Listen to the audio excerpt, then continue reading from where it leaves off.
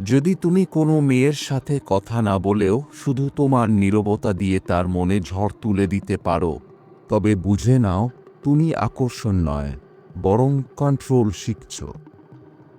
আর এই কন্ট্রোল কথায় নয়, আসে সাইলেন্স থেকে। যখন তুমি চুপ হয়ে যাও, তার অবচেতন মনে হাজারটা প্রশ্ন ভিড় করে। সে কি আমাকে ইগনোর করছে? সে কি অন্য কারো সাথে ব্যস্ত? নাকি তার জীবনে আমার গুরুত্ব শেষ?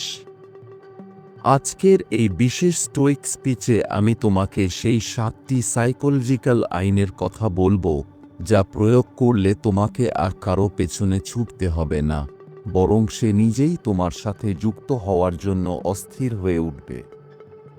ভিডিওর শেষ অংশটি তোমার জীবন দেখার দৃষ্টিভঙ্গি বদলে দেবে। আপনার পছন্দের মানুষটির সবথেকে খারাপ গুণটি কি? এখনই কমেন্টে লিখে জানান। আমি প্রত্যেকের কমেন্ট পড়ে এমন কিছু রিপ্লাই দেব, যা প্রয়োগ করলে পরিস্থিতির মোড় ঘুরে যেতে পারে। পার্ট 1। স্টোইকরা বলেন, মেয়েরা সাধারণত শব্দের চেয়ে এনার্জিতে বেশি কানেক্ট করে। তুমি যত বেশি মেসেজ করবে, সে তত দূরে যাবে। কারণ মানুষের স্বভাব হলো যা সহজে পাওয়া যায়, তার গুরুত্ব কমে যায়। যখন তুমি সাইলেন্ট হয়ে যাও, তখন তুমি আসলে নিজের পাওয়ার বা শক্তি ফিরে পাও। পয়েন্টে 1। সাইলেন্স মানে হারিয়ে যাওয়া নয়, সাইলেন্স মানে নিজের উদ্দেশ্যে ডুবে থাকা। তুমি তার প্রায়োরিটি নও, বরং তোমার কাজের কাছে তুমিই তোমার শ্রেষ্ঠ প্রায়োরিটি। এই রহস্যময়তাই তাকে তোমার দিকে টানবে। পার্ট 2। আকর্ষণ তৈরি হয় দুটো জিনিস থেকে। পয়েন্টে 1। আগে তুমি সবসময় অ্যাভেলেবল ছিলে, তাই তোমার গুরুত্ব ছিল ফ্রি। যখন তুমি নীরব হও, তখন তোমার অ্যাটেনশন হয়ে ওঠে দামি। পয়েন্টে 2। উপস্থিতি কমাও, কিন্তু অদৃশ্য হয়ও না। তার স্টোরি বারবার দেখা বন্ধ করো, টেক্সটে রিপ্লাই দেওয়ার জন্য ছটফট করো না। তুমি আশেপাশে আছো, কিন্তু তোমাকে পাওয়া যাচ্ছে না, এই অনুভূতিটাই তাকে দিয়ে তোমাকে মিস করাবে। পার্ট 3।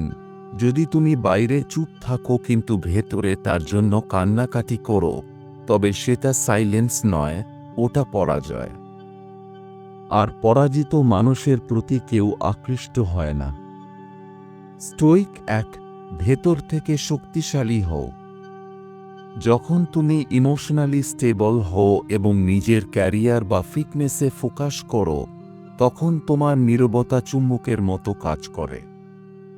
তুমি ডেসপারেট নও, তুমি ইনসিকিওর নও, এই ব্যক্তিত্বটাই তাকে বাধ্য করবে তোমার কথা ভাবতে। পার্ট 4। নীরবতা তার ব্রেইনে 3টি রিঅ্যাকশন তৈরি করে। পয়েন্টে 1। তোমার এই আচমকা বদলে যাওয়া তাকে কৌতূহলী করে তোলে। পয়েন্টে 2। আগে তুমি ছিলে, এখন নেই, তার ব্রেইন এই শূন্যতা পূরণ করতে চায়। পয়েন্টে 3। সে আগে তোমাকে হালকাভাবে নিচ্ছিল, এখন তোমার নীরবতা তার ইগোতে আঘাত করবে।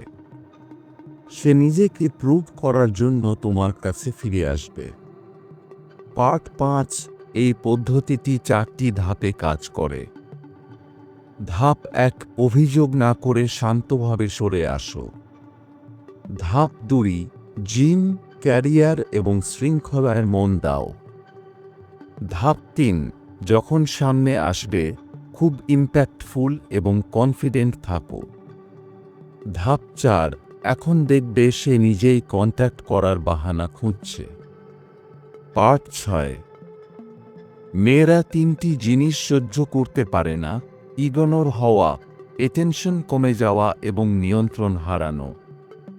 স্টোইক সাইলেন্স এই 3 জায়গাতেই আঘাত করে।